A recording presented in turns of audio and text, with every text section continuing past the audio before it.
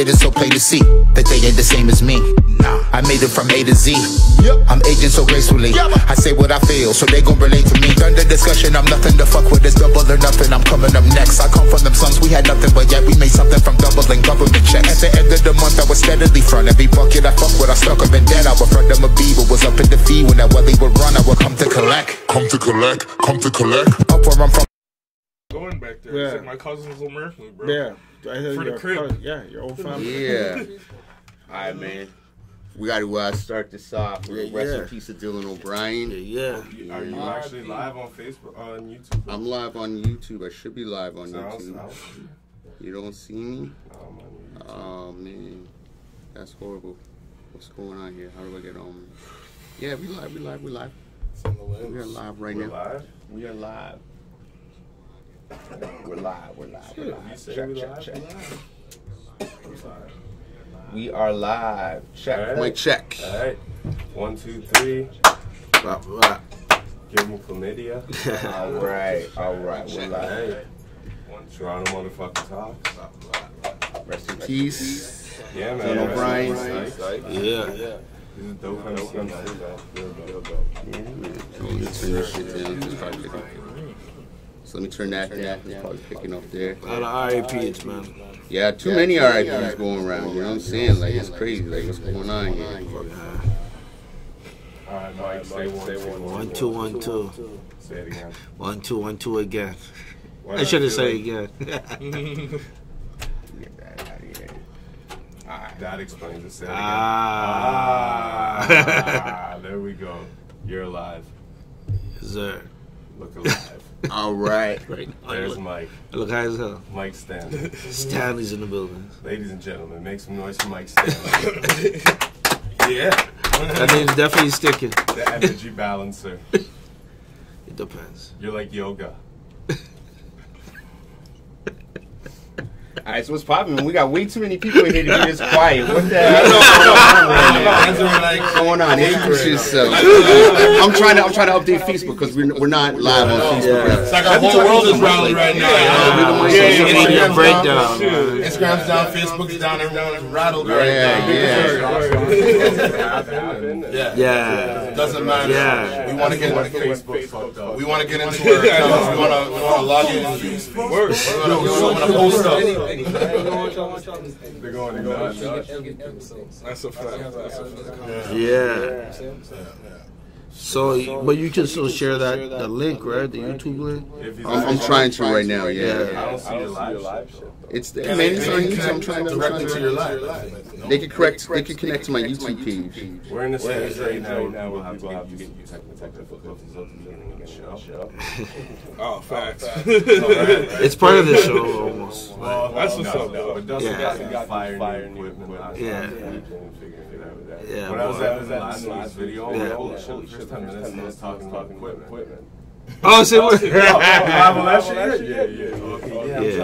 Oh, you can cut that shit out, though. Yeah. That's what that's what the edit is for. Well, you could be like use as a tutorial or some shit. Right there, there's a tutorial. I've just been trying the whole time with the live. Or YouTube live. They start unpacking the fucking. Yeah, they there. Yeah. The booze users. The true Buddhists. Alright, so right there. Tory Lane shooters. Oh fuck. Dun, dun, dun. Yeah, y'all see you. I see Dustin. What's all this for? I can see it. Yeah, man. Chimney. We live. So subscribe. This is live. Alright, but we got three special guests, which I'm already subscribed. It's not logged in. Yeah. Introduce yourself. Sorry, over here. Like, you guys got Alright, share that. Yo, what up, yo? It's your boy Chief Record. Are we using these mics this week? Because this mic picks up the audio perfectly fine. Right? Well, we'll just. Who are you, brother?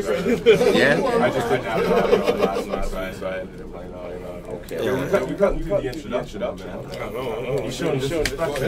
I'm just trying to figure out what's going on. Yeah. Well, there's still good props, still, even if we don't, we got a good prop. Sorry, continue along the line, fellas. No. My name's Chief Record. Back. All right. Yo, you know what it is? Your boy Mike Guts. Frig, man. That's not me today. Camera's gone down. Oh shit. Oh, that was just CDs. Oh, shit. Corey. Yo, man, right there. I'm looking at myself, man. Corey's not doing the job. I'm telling you, yo, Facebook, Retrograde. It's like, yo, this is not Friday the 13th. Man, it's crazy. We're like, this is some Wednesday. We're logging out. That shit went nuts, too. Today is the 13th. Yeah, you know what? 13 brings a certain energy sometimes, no? But it's actually not a negative number. No, there's a double side to it. Put a 13. Yeah, but you know what it is? Your boy Mike Guts. Yeah, one half of, the super group We Eat Beats, bitches. Yeah, we here. You know what I'm saying? Shouts to Turono Talks, Stoney, Maloney, Warham. Yeah. You know what I'm saying? Big up the man, we here. Big up the man, for sure. Yo. Introduce yourself. It's the man known as Specs. Once the girls call me Specky, you don't know. Yeah. Beats, don't know, one half super group. Homie Mike Guts in the building. Shout out to the man, them, you know what I'm saying? Putting it down on Turono Talks, not Toronto. Toronto Talks. You know what I'm saying? And let's get it in and get to the conversation. Thanks for having us. Yeah. All right, so do we jump right into the shit? Y'all might as Feet well. first, Just man. splash right into the river. 2 feet. All right. So Cleanse the soul. Get it. Well, let's do it. All It's right. gonna get to that point, so might as well. You guys opened up for Tech 9 this weekend. Dope show, by the way. Yeah, very dope show. Dope show, Very by the dope way. show. Very dope show. You guys, unfortunately, I didn't get a chance to see you guys. You know what I mean? I came through and I bumped into you guys, and you're like, oh shit.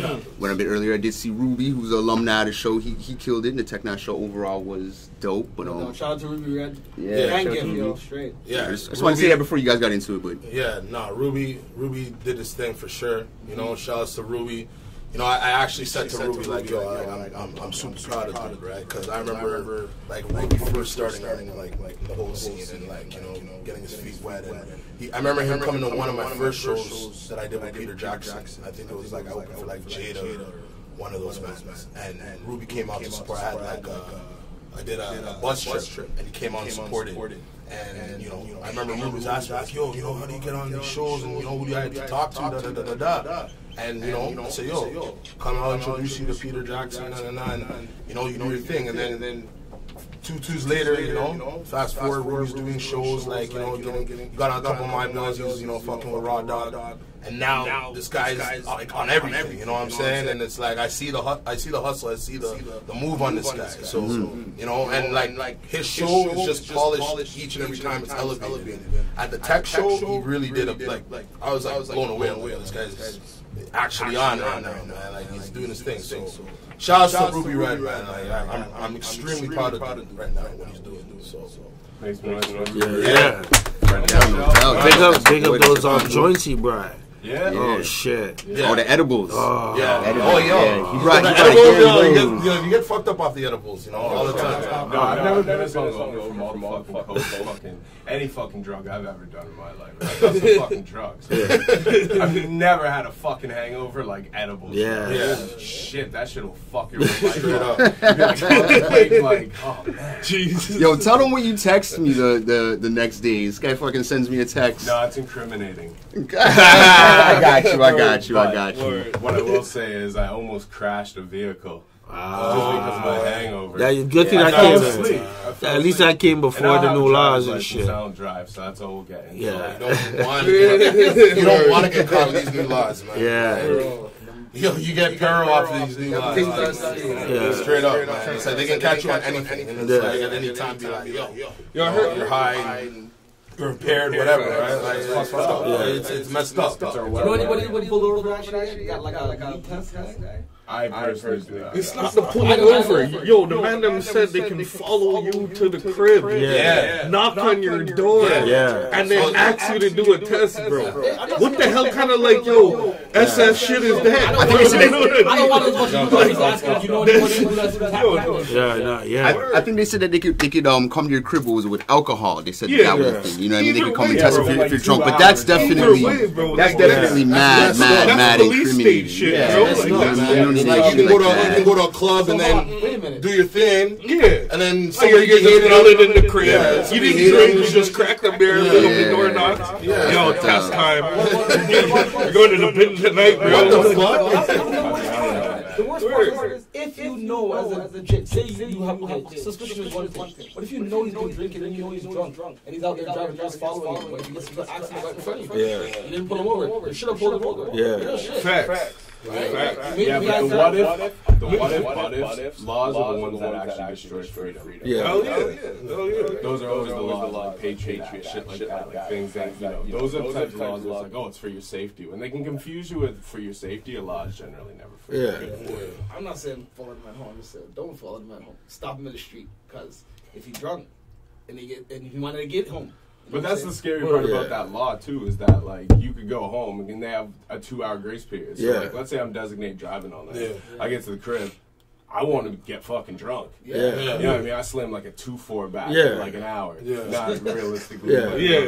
Like 12. And then fucking cops show up. Oh, you blew over. Yeah, no shit. I just drank a 12 pack. You know what I mean? But like, now I have to prove that? Yeah, now everything's mandatory too. It's not using your judgment. Yeah, that's the messed up thing. It's like they can catch you on anything, right? And they'll just give you a ticket. And so you still gotta go and fight it. And that's the fucked up thing. It's like, and the money is ridiculous, right? But it's like it's a cash grab. That's all it is. All this shit, all these laws, it's always a cash grab, right? Like every law that you look at, right? And every cash grab in a way to control. Exactly. You know, but you know, when you put cases to the courts, like who's getting paid, who's getting money, right? Off of each case, because everyone's eating that day. You know what I'm saying? No doubt. You know what I'm saying? And it's like our freedoms are everyone's making money, made profitable. You know, like, that's the scariest. That's the shit, right? We can prosecute prisons is the worst idea of anything I've ever heard on the planet. That's one of the most atrocious things, and people like just turn a blind eye. Like, oh yeah, I guess, yeah. It's an investment. It's a company. Like, fuck no. Like, the government should be running the fucking prison system, or else what the fuck are you doing? Like, that doesn't make any fucking sense. All right, the government's gonna prosecute you, and then Joe Schmo over here, who had enough money to buy a prison and get a permit to open it, gets to run your shit. Like, what? Like, tell me how that makes any fucking sense. You have to pass their checks, you know, when they come around. That's just nuts, bro. That's fucking nuts. They come around every 6 months. You got to pass their checks and their tests. And that's fucking nuts. No, they gotta make that money, bro. Come on, you know they hustling, right? That's what it is, man. They ending up on. It's all about paper, right? Everybody says it's all about the paper, right? They're just doing it with it. That's what it is. And it's like we're giving them. We're giving them the freedom to do it. You know what I mean? Like, it's like we can't really. You could do something, but it's like, are you willing? How far are you willing to go with it? Right? What's that in terms of like? I feel like it's only a matter of time before people start rebelling. The only way that shit it's just a matter of time. Everyone does it straight. And that's if the one guy does it, it doesn't work. If one guy doesn't, if you just want to ruin everything, hell yeah, they'll plant like child pornography on your computer, and then just kick in the door. Oh yeah, you have a whole ring going, and you're finished. You're finished. One thing I want to say we're going to get they can technically throw anything on you. Hell yeah. Investigated Michael Jackson for 10 years. He doesn't have a shred of evidence. There are tens of thousands. How do you spend 10 years investigating a pedophile? And not finding out. He must have planted something on his hard drive in that time. Like, word. I haven't even watched that documentary, but from what I haven't either. I've just gathered from what respectable have said about it. But and everyone has. I don't know, man. Sentiment. I always thought Michael was weird. I always thought he is weird. Maybe he did that shit. You know what I mean? Like, yeah. Everybody thought that because of how everybody got into that shit right out of the formal because he's straight. Definitely, you know what I'm saying? Like, something a little weird. Something weird. But the thing is that like he went through the court system. And he was found like not guilty, and when the whole thing with the feds having the documents that they have, why would they want to protect Michael Jackson? Why would they want to do all that? Wouldn't they want to do the opposite? I don't think there's any sort of money that can really pay off the feds if they really want you. And a character like Michael Jackson, they went after Bill Cosby. They did something to offset these guys from doing it. Like they're all work. Like I feel like they're all part of that shit. Like and then like they do something wrong to cross the line, and then they're like, oh. You know what I'm saying? It's like in Training Day. You know how Denzel just rolls on the man's his brethren for like 30 years. They're running moves. He's his mentor in that everything, right? And then he's just one day. Yeah, I gotta roll on his. It's like one of those.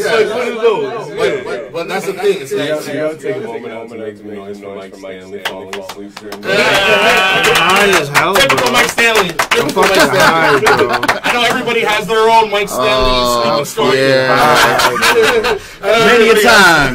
Many a time, but we shit can't right come up now, to us man. like I know they that. have at least 2 or 3 stories from Mike Those Stanley. two blunts were nice. When it comes to the herb, like Mike knocks out quick, bro. Especially the edibles. The edibles fuck him up. What did you? Oh yeah, edibles and sleep Not today. time. Oh shit. Mike could be DJing your set, and you see him. He's tunes done just Yo, that's playing next tune. Have you ever been DJ? Yeah, of course. You have? Yeah. Hell yeah. Of course he has. Oh yeah. You don't know Mike Stanley. I don't give a You fuck. don't know Mike Stanley. You Start giving us Red Bull. don't know time tea for Mike. What do you mean? Regular tea for Mike. Makes my heart beat. Slow. Yeah, Like, yeah. I don't like that. That shit's fucked That's a up. regular tea. What's new? Mike Stone's I was high, bro. That shit blew me. Bro, before we started the show, Mike, like, oh shit, I'm not, for the next 2 days, like, 4 days. Like, yo, 4 days. Got a lot of work to do. There's a lot of parties. Double, triple bookings and shit. Damn. Well, what's the St. Patrick's Day schedule look like? I'm booked Saturday and Sunday. I'm supposed to be at Cabin. Okay, Yeah. both days, like No, Saturday and Sunday, or just Sunday? Sunday is the joint with What time? Daniel. Your favorite? Daniel, My favorite. shout out Daniel. My favorite. Right there, shout out Daniel. Or right there. Quinn's favorite artist. That's what's up. Wow. That's like archives. Shout out to Daniel. Yeah. Shout out to Quinn. Shout out to Quinn. Shout out to Quincy Martin, Quincy Martin. Mr. Bell. Give me the Bell I had to take the commercials, pressure off of man. myself.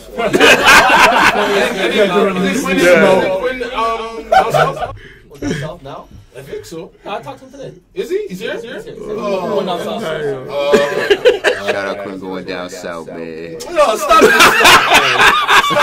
Stop America. 3 Kings.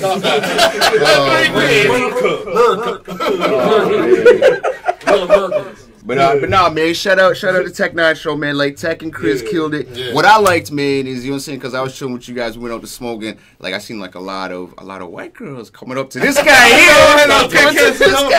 coming up to Mike, you know what I'm saying, coming up to Mr. Guns, and let me like, yo, really do a fucking set. And you know what I'm saying, pulling out the phone and showing them pictures and shit. I was like, oh, Mike must have fucking killed it, yo. You guys must have like destroyed it. So shout out you guys, man. Listen, The audience is crazy. We did our thing. Like, it was, yo, the Tech 9 Show was dope. Real talk. Can I just say like really quick though, like we were probably the only black guys, and we're Oh, yeah. all on the back.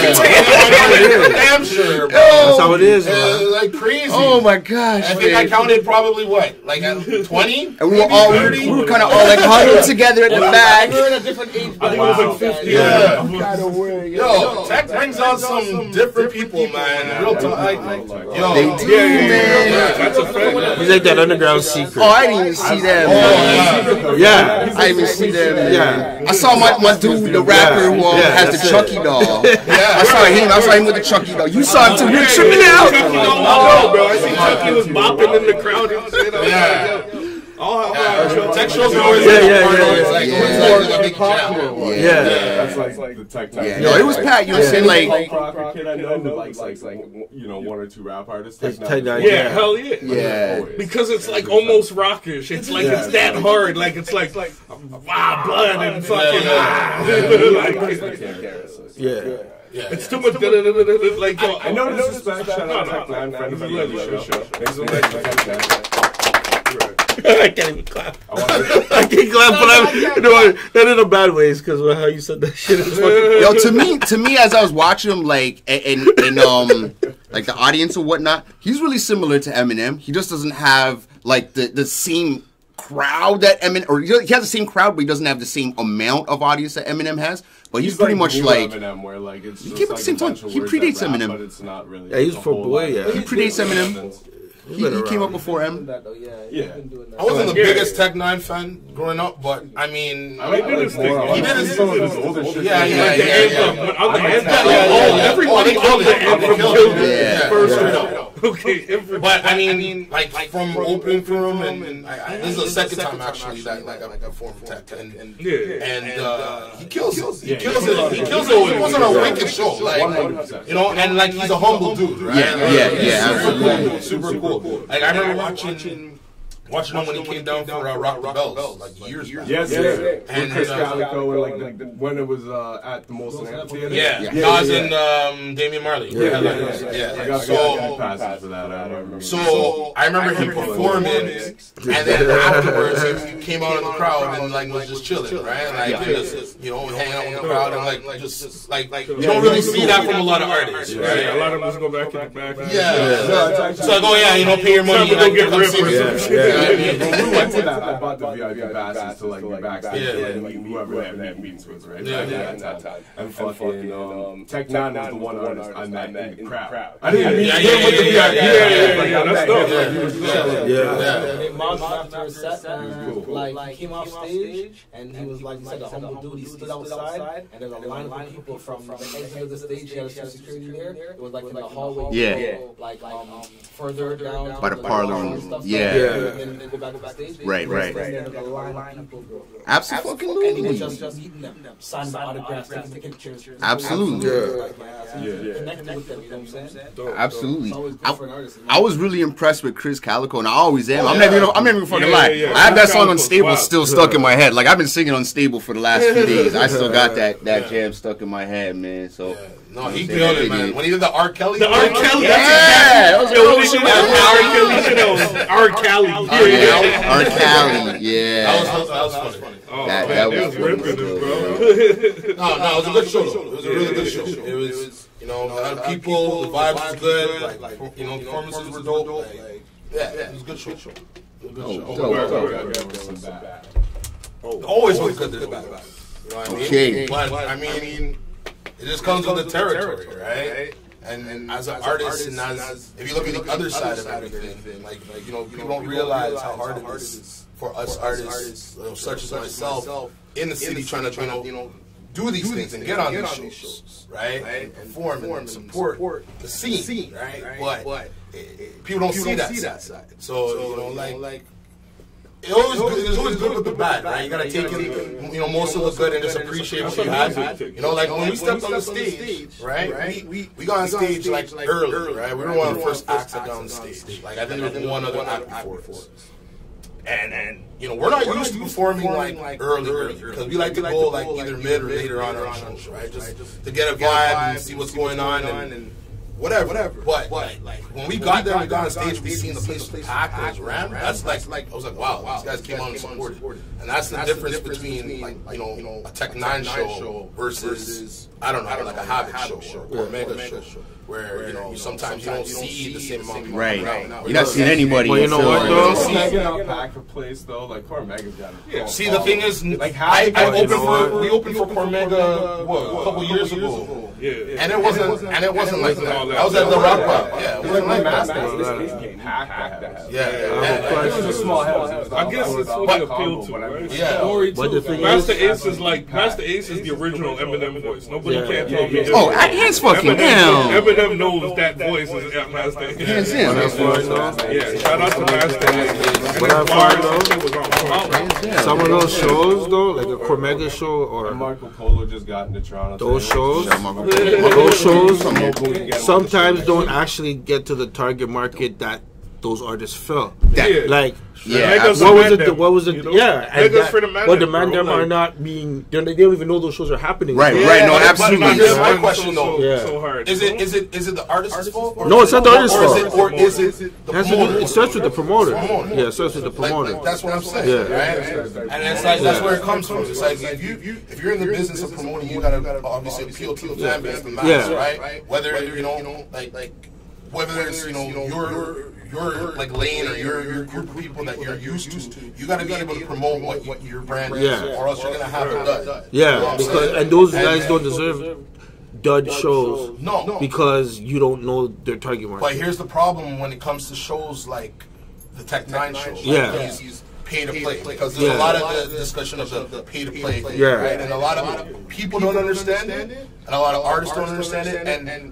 And even the promoters, right? Like, I get the promoter side, the business side of it, right? Like, for the people that don't know, like, pay to play, it's like the whole concept of it is that usually promoters will, like, they'll have openers on the bill. You get a set amount of tickets. You give, you know, most of the cut to them, and you get like a $5, maybe even a $10 cut off each ticket, right? Now, the problem with that is the fact that when they're putting limitations on, if let's say like you don't sell a certain amount, you have to pay it out, or if you don't sell a certain amount, then you may not get to perform on stage. Right? I heard about that. You might have a that. limited set time.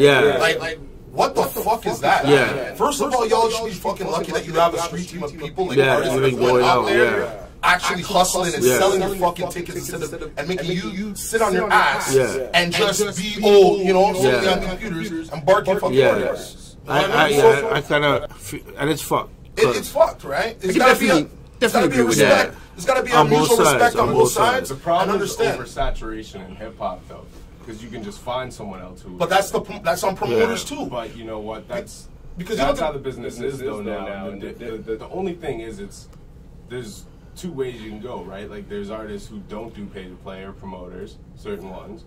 You can click up with them. You can try to, you know, build personal relationships, stuff like that.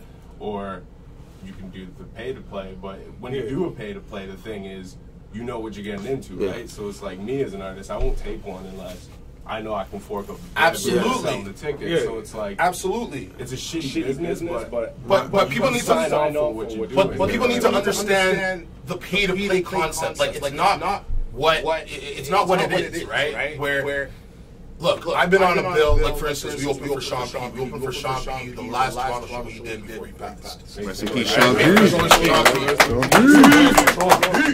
Right? And we hosted the show and we sold tickets and all that, right? I sold like maybe close to 100 tickets for that event, right? There was a good crowd of people.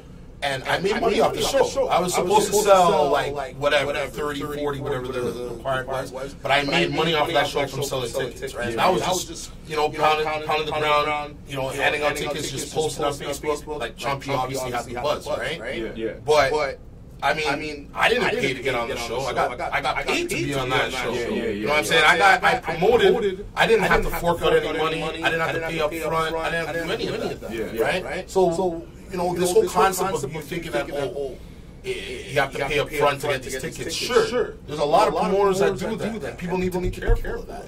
But then there's a lot of promoters that they may give it to you and say here's some of these tickets. But there shouldn't be.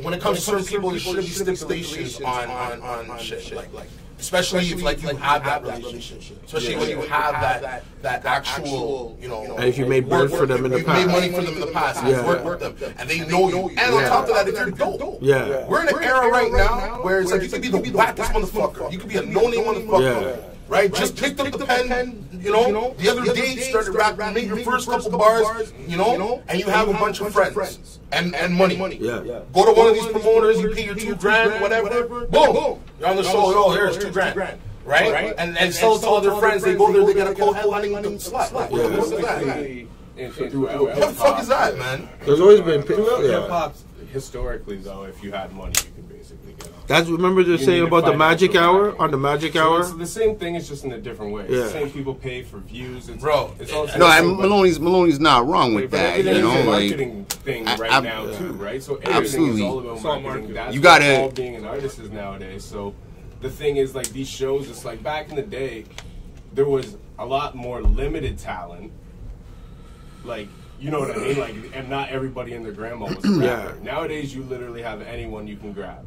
So it makes promoters lazy, but it's in a place we're in too. It's one of those things where it's like you have to. Now, in today's climate, most promoters, 90% of them, aren't going out seeking dope talent. You have to show initiative to get on to get these spots. You know what I mean? But like, salute to, like, you know, someone like Ruby Red. Like, everybody said they're like, yo. Last night he shone, or whatever, a couple nights ago, but like he was shining. Like, every review I've seen is like Ruby Red killed that shit. Like, you know, people really going in about that. But like, think about all these shows he's, you know, paid these like, you to know build what I mean? himself up. And so like, it's getting him on these stages, and now he's shining. You know what I mean? So really, it's like. But here's the difference between somebody like a plan. But here's the difference between somebody like a Ruby Red and like Joe Nobody. Is that Ruby Red's dope? Yeah. If I'm a promoter and I'm a guy that knows music or I'm hearing music, if I take the fucking time to take a time out and sit and actually hear the guy before I'm going to put him on a show, then I'm going to hear that Ruby Red's dope. Yeah, that collection of shit. And that's the problem in hip hop in general. Like anybody can get on. Well, that's the problem with some of the pay-to-play promoters is that they don't actually. They don't. That's what I'm saying. And it's like, you know, you got people that have been grinding. Like I've been grinding for a while. You know what I'm saying? And I've been doing my shit for a minute. And I put a post out where, you know, when I performed the other night that I went on first or second, right? I feel like I proved my worth. And just because I didn't sell the same amount of tickets as somebody else, they can get a better time slot than me. Right? That shouldn't be. But that shouldn't be especially when we have a track record with the exactly. That shouldn't be multiple shows. That's a different thing. I can't speak on a personal relationship, but on a promoter point of view, that's technically that shouldn't be an initiative. Technically, the fairness thing, because it'd be the one or two differences, right? Like the example I guess I'd use is like when Fun Up, they did the Onyx show, right? And Bishop was on the bill. Yeah. I'm sure he probably had to pay Bishop, right? Yeah. And I think the difference is like, instead of demanding your worth up front, being like, yo, we'll open, but you got to pay us $200, instead you went the other route. And that puts you in the same class as everyone else who made the investment, right? So if these guys put the money in, I mean, I totally agree with you on a talent scale, but as, you know, someone who's trying to conduct business and, you know, I can understand where that person's coming from to be like, well, you know, these guys paid their full. Like, if you have a personal relationship, right? Like with me, in my situation, right? This is where I was pissed off at Almeida for the whole thing, right? Mm. And the whole thing for me was that I like been grinding for Almeida for years. I've sold out shows for Almeida. I've made him good money. Maybe not Almeida himself. Right? I'm not saying Almeida's out here caking and, you know, driving Benzes and, you know, all that shit. I'm saying, like, I hustled for this guy to have his show, right? I'm doing that. And as much as I know how much appreciation he's shown to me, at the same time, that's why I would feel like, you know, you would do me better than put me on one or two. You know what I'm saying? Yeah. And, you know, like, I've always been 100 with Almeida. He's always done a lot of shit for me. And that was my whole thing. But the thing is that when you're going to come off brolic with me, and you're going to come off like where you're going to put these stipulations that, oh, yo, if you don't sell this amount, then, you know, I'm not putting you on, or if you don't come at this time, I'm not putting you on. It's like, bro, who are you talking to? Yeah. Like, I've been dealing with you proper from how long? And I've never steered you wrong. I've never done you dirty, right? There's times where it's like, I'm out there just like, I'll go the distance to sell a ticket for this guy. Yeah. Not just necessarily for me, but for this guy to make sure he's putting on a show. Right? I've never taken a handout from this guy ever. You would think, yo, to put me on a slot time like that, like for me, that was like, yo, it was a disrespect for me. You know what I mean? And you know how I do it on stage. You know how I can get a crowd hype. Yeah. I can make a crowd from a dead crowd and make them get to another level. Right? We've been doing it. We've shown this guy our work. Yeah. Right? But right, I've sold 50 tickets for him. We've sold 50 tickets for shows, and we still go up early. What? You know what I mean? Not cool. That's bro. But is it that someone sold more? Bro, like, I don't know how the system works. This is what I'm saying. Like, I sold shows. We sold shows where it was like, I remember we did the Waka show. Yeah. And fucking we sold our tickets for that, and we sold them late because like. Waka's a different avenue for us. We never really touch Waka Flocka. The guy sent me, he's like, yo, you want to get on Waka Flocka? And we're like, okay. Yeah. So like that was the first show that THC ever did. Yeah. And we sold out. We sold out that show, right? Like we sold our tickets, you know. But so we didn't get up on a prime time. So we got on we didn't get up on a prime time. But that's the thing. It's like I'm not asking to get on like right before the artist. Yeah. I'm not trying to be prima donna guy, right? But I'm saying I'm not trying to get up like first or second. Okay. And the building, like, it was fortunate that the Tech 9 show where there was people there, right? Yeah. And there's like a few people that are there that are just gonna get like, I'm only gonna get less of an experience because I didn't sell tickets. Okay. That's bullshit. Like, and that's in my opinion. Yeah. You know what I mean? It's like my track record speaks, right? My thing is this now. Say what other people that do play, Peter Jackson, whoever. Does everybody do the same system? No. That's the thing. Yeah. You got to be, as an artist, understand what the whole concept of the pay-to-play thing is, right? Where there's gonna be some promoters that are gonna say, "Oh, you got to pay up front," and then sell your tickets, and that's what they'll say. There'll be some artists there'll be some promoters where you'll have to sell your tickets, and if you don't sell your tickets, then you have to pay the rest of the balance. Yeah, right. There's different types of styles, system, right? Whatever. But then there's some guys that don't have to sell a damn thing, or get a few. If they don't sell it, then they're still on, right? Yeah. That's just the relationship.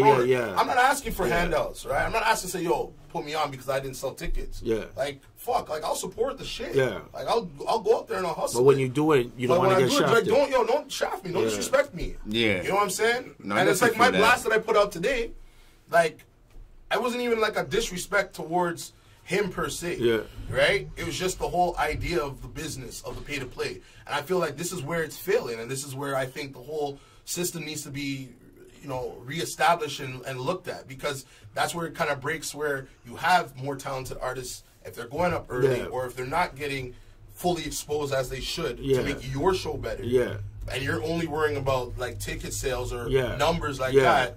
That's where it's like you gotta really like look at the whole thing and see if this is right? Because I don't know. Like I said, I know my worth. I've done my shit. Well, I think a big part of the problem is, you know what I'm saying, in this city, we lack a hierarchy now. You know what I mean? Yeah. We don't have a hierarchy the way they did. So it's like when guys come through, like you kind of touched on earlier, it's not like it's mandatory this person's put on a show because they're the hottest dude in the city. It's you're getting somebody being put on the show because they can bring out X, Y, Z. I think another part is, you know what I mean, and I've touched on this before here, is in Toronto in general, the black audience isn't the buying audience right now. Right. It's not that they're not aware of these shows. Right. They're not aware of some of these shows. No, a lot of these shows. Who's it? Dude from Troopers. I forgot his name. I know his name because I've done shows with him. Okay. I think it was Coogee Rapper. Some show came up. That's right, one time. Right. And he was like, I think I was on that show. I didn't even know this. You know how many shows that certain black people talk? Yeah. I didn't know this was happening. Right. Because those promoters, unfortunately, don't have a pulse to the black community. Right. They don't interact with black community in Toronto. Well, fucked up thing is, and like, that's why they're not coming out, because they don't know it's even happening. Topic though, man. Like straight. Like look at. I hear you about the hierarchy part of it, and that could be a part of it too, right? I think it's some bad decision making on these promoters and stuff, who's organizing the show. And I'll tell you why. You were there, right, Chief? Mm-hmm. After people performed, wasn't there? I'm not saying the DJ can't spin off few tunes, but there was big segments where you had enough time that you're running music where you could have put an artist in. Yeah. All kinds of shit. Now, when you think about that, how come you're rushing artists to perform so early? Yeah. Even if we're still first or second. Yeah, you could have moved. Well, I think a part of that is because when you have the Phoenix and you have it on a Sunday, you have a curfew. It's like having most of the amphitheater. You have it, and if you go overtime, you're gonna get fined, right? But he had those gaps with the DJ. What I'm saying is, I feel you. Yeah. The DJ didn't have to spend all that good stuff, right? Big shout out to DJ Chinos. Right? Yeah. I'm just saying that. It's not like you had a crazy lineup. You had like 4 or 5 before him, right? You had long breaks where, in the sense of, instead of rushing us to perform so early, run that break longer and put us on. It's not even about. It's not even about switch the order, right? It's about like maybe just run people more back to back as opposed to put long breaks in between each artist, right? Right. Yeah, the breaks don't have to be that long. Right? That's where I feel like the slave mentality comes into play, where it's like, yo, I'm not feeling that, man. It's like, I'm out here on my own time hustling and selling these tickets. Yeah, I took the agreement. I know the whole pay-to-play scheme, right? Yeah, but I'm not like Joe Schmo. That's the thing that pissed me off for the whole. I'm not a Joe Schmo. Yeah, like me and Almeida, like he's donated like fucking tickets for my son's fundraiser, right? I fucking done shows for him, whatever. Like it's a whatever. Yeah, the whole thing is like, I know this guy. Yeah, we should be on a level where it's like, yo, don't treat me where it's like I gotta be there at 7:45 or I'm not coming on. Yeah, and that's where I find out 2 hours. And I find out 2 hours before. You should give you the heads up. You know what I mean? Yeah. It's like he linked me. Like that's the thing. It's like, yo, don't treat me like I'm one of these like other artists out there, and then call me friend after when I'm calling you out. Yeah, that's what pissed me off. Well, you gotta understand, with like an artist like Tech Nine, it's gonna be a lot of stress. As far as how the show is run, he might not even have had control of how that show is run. Because I know when an artist like Tech Nine, like he's absolutely professional to a T. So I'm pretty sure his tour manager came in and said, "Listen, this is how things are going," to make sure that at this specific time, this guy is going on. You know what I mean? So he could have still managed it in the same amount of time that he did.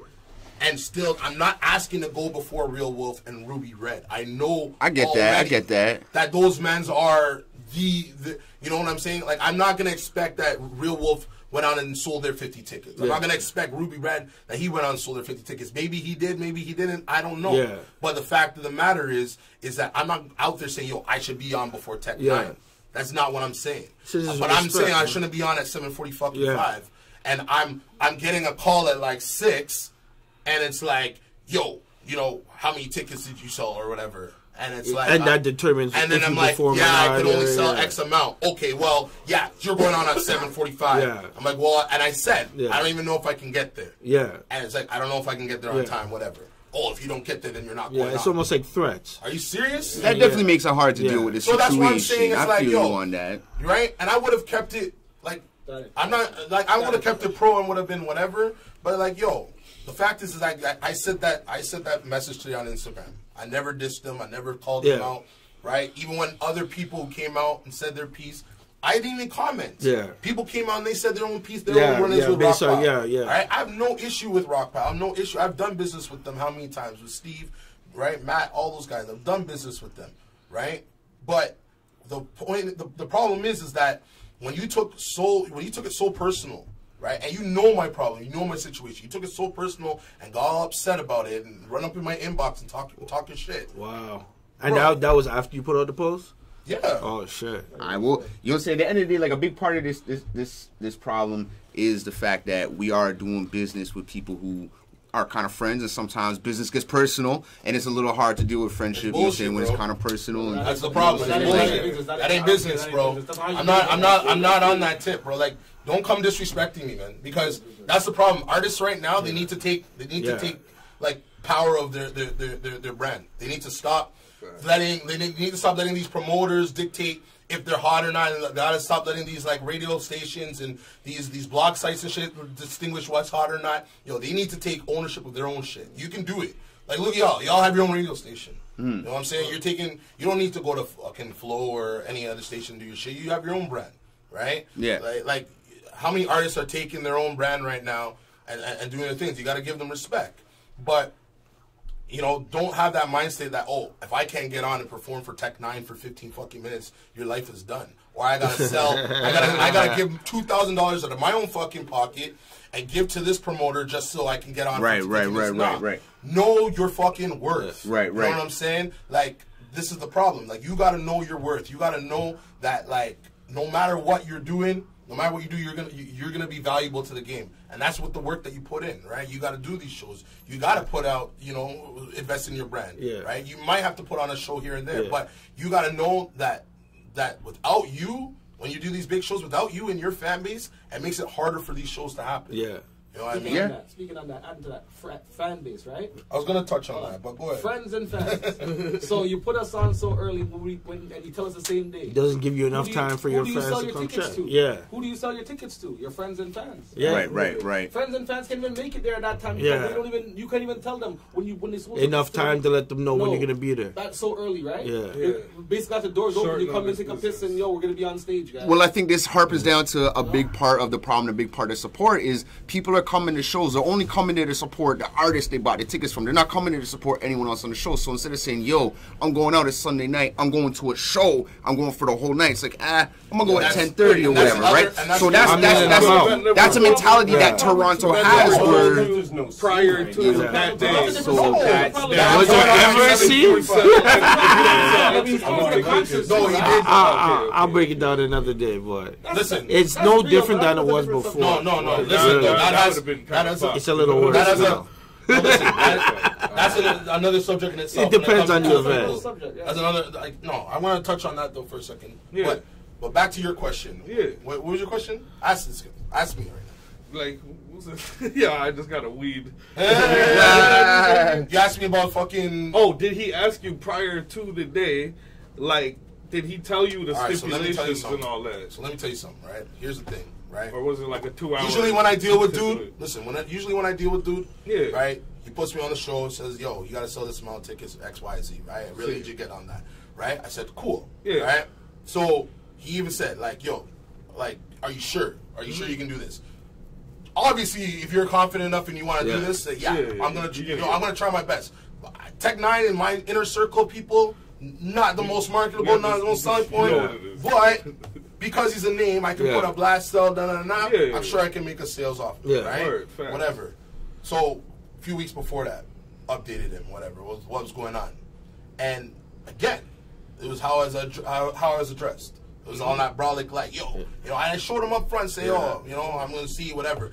And then that's when he's like, yo, I need you to put this amount of tickets on, I need you to sell this amount of tickets or else, like, I can't have you on the show. And you said that when? Like a couple of weeks before that. Yeah, you must have been stressing. See, and I get that. Okay, so you know what I'm saying? When promoters get like that, they're like, "Oh, where's my ticket?" They know they're not. They know we're probably not going to get the profit on the show. And here's the problem with you only got you put your price for the show. Here's the problem with the whole ticket thing, right? 3 months ago. Yeah. You hear about okay? So how many artists were on the bill? Like 5. Yeah. So let's say each artist has 50 tickets each. Yeah. Right? Like, there's 250 tickets right there, right? That each artist have. The tickets go on sale, like maybe a week before artists will get their tickets, right? Yeah. Like at least because they'll go on sale, they'll go online on sale, right? Oh. And if they're blasting the online site, right? Sometimes people will just go online and buy the tickets. Because it's easier nowadays. Now, like let's say you have now played the record, right? At downtown, core downtown.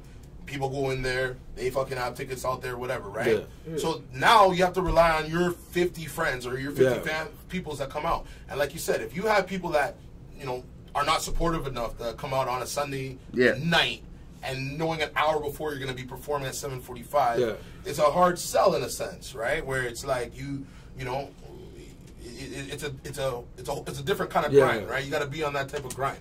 But I mean, so he showed me. You gotta, have 20, whatever. But that was still like 2 weeks. That was 2 weeks out. Like maybe that was, it was like 2 weeks before, right?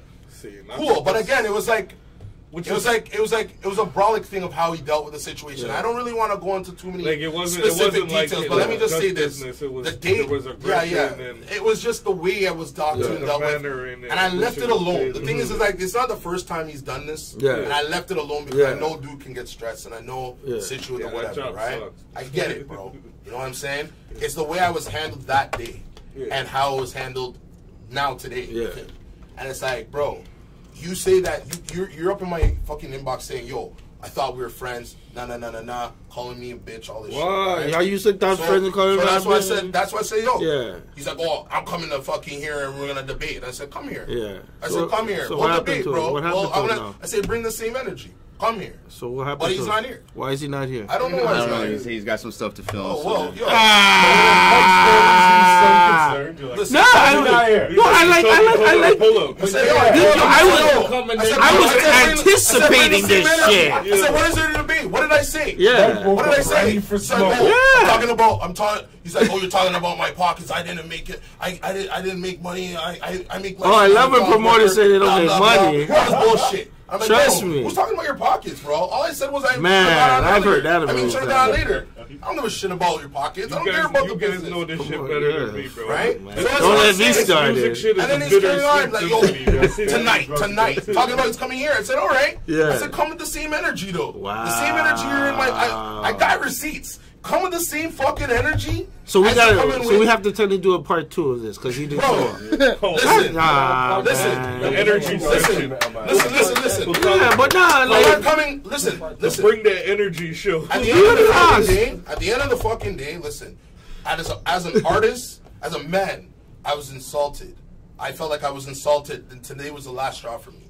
And it's like I was only coming on a tip where I'm saying, like, we put on. For our city, we've opened doors. Like, ask Ruby Red, ask Jay Don. Like, we were like one of the first like avenues that these guys went through to get to where they're at right now, right? And both of them are very humble in knowing that. and saying that and admitting that.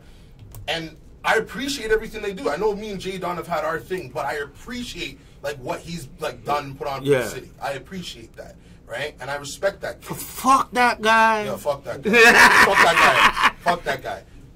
But at the end of the day, I wasn't insulting him. I wasn't insulting him. I'm just laughing. I don't even know. I'm just showing like, yo, I should have been put on later. And when you look at the list, Stoney, everyone's here and seeing whatever. Did you know those artists? I never heard of the other. Never heard of those bands, right? Yeah. Have you heard of these bands? Have you seen when you saw that list?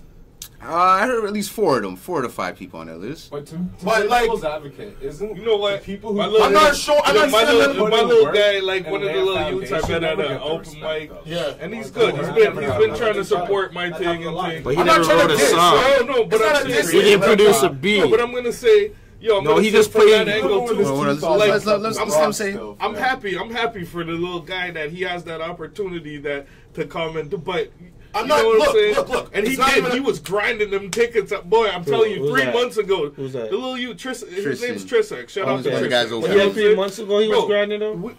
Bro, the man told him months ago, yo. If you sell more tickets, you're gonna get a better spot. Yeah. But I know the flex, and that's the original. I know the flex, and I know that's what he's showing them. So look, I'm not even saying like, you know, those guys. I don't respect those guys and what they're doing. Right? That's cool. It's whatever. It's like I'm saying, you could have still managed the fucking show in the same time slot and put us up at like when did Tech go on? 10:30, 11? No, you went on at like 10:30. 10:30ish, right? 10:30. Yeah. We could have gone on at like 9 o'clock ish.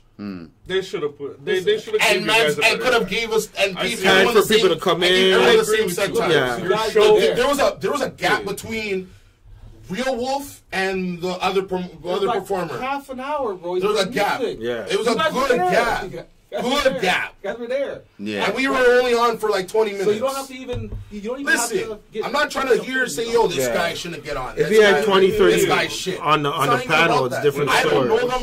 It's not that I don't know about that. It's not that I'm dissing and saying I don't know them. I never listened to them. You're just saying. By reputation. By reputation. Were they even dope? Were they dope? Shows-wise, have you seen I don't even think I don't even remember them because they were like I think they were like on After Us or some shit right there. Who? Me?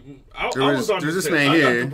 Yeah, I saw this man here. You see what I'm saying? I was on his set. Well, did you go on After Us? Yeah. I got to watch you guys. I sat there. I thought it was a dope show. That's why I was like, yo, I saw you come off the stage. I was like, come here, bro. I was like, yo, good show, brother. I didn't even know me a 1-2. I didn't even know that you're on. I just went outside, had a smoke.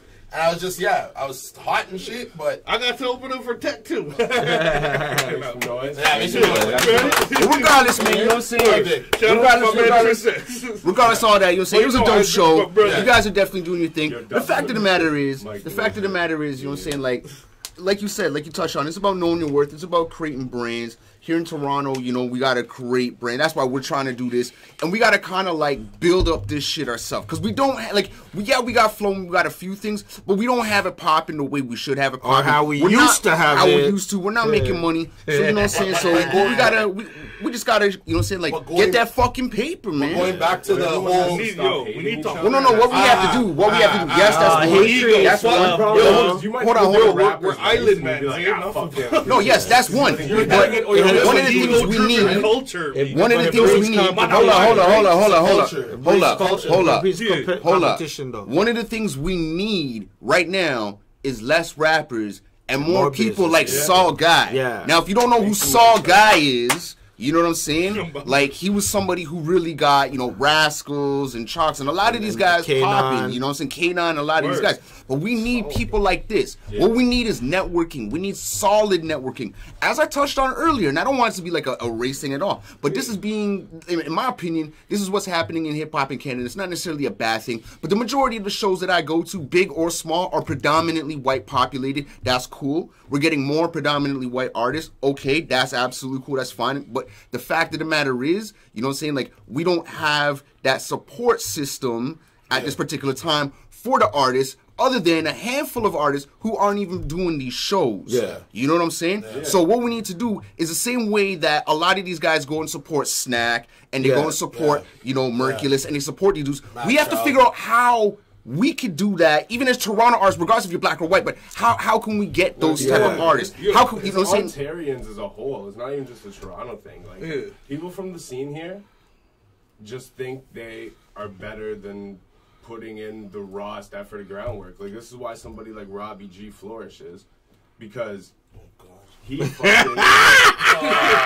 I don't even know who this is, but it sounded. Hold on, one second. I'm not saying. Hold on.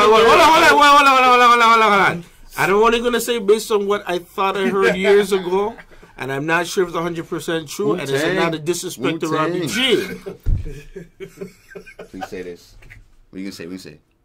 Groundwork is one thing, and a lot of people have backing. I don't know what kind of backing he had, but. Oh, backing helps, but yeah, but hold on.